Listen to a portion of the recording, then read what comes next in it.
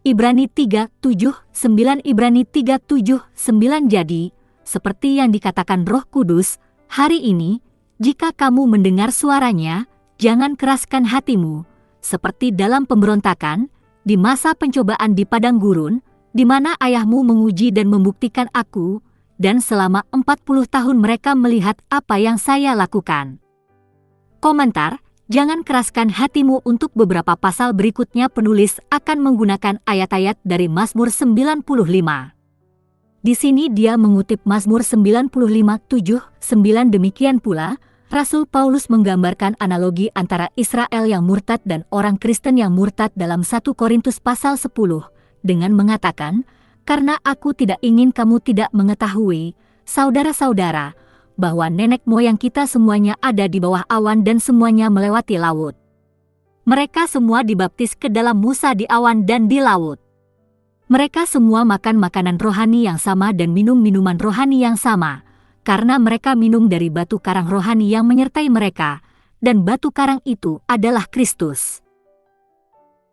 Tetapi Allah tidak sehat. Senang dengan kebanyakan dari mereka tubuh mereka tersebar di padang gurun."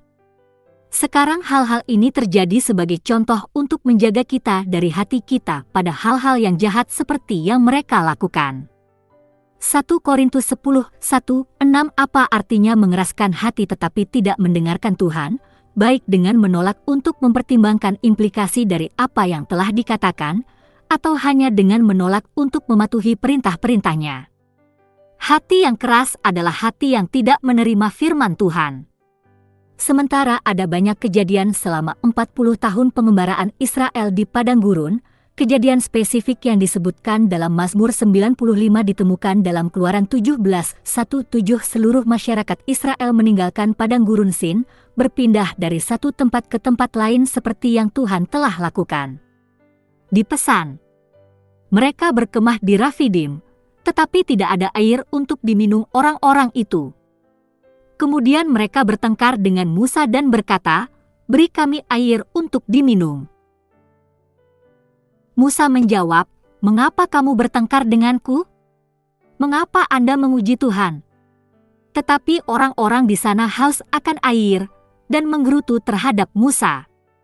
Mereka berkata, "Mengapa kamu membawa kami keluar dari Mesir untuk membuat kami dan anak-anak kami serta ternak kami mati kehausan?"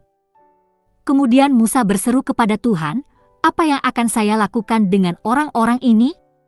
Mereka hampir siap melempari saya." Tuhan menjawab Musa, "Pergilah dari orang-orang itu.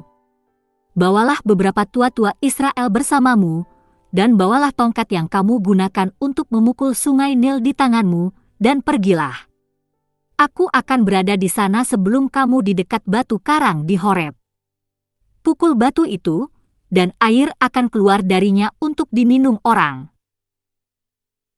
Jadi Musa melakukan ini di mata tua-tua Israel, dan menamai tempat itu Masah dan Meribah, karena orang Israel bertengkar dan karena mereka mencobai Tuhan dengan mengatakan, "Apakah Tuhan ada di antara kita atau tidak?"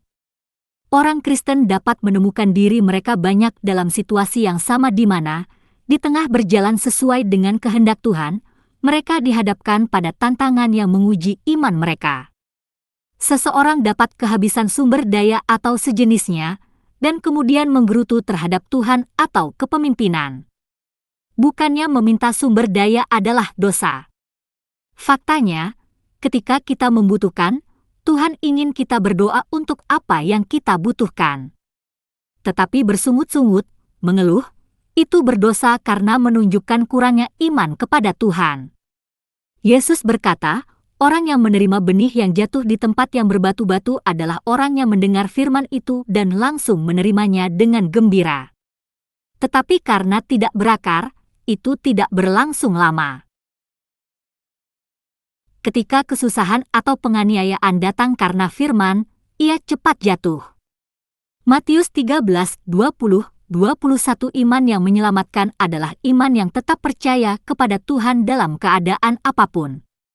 Bersiaplah untuk diuji imanmu.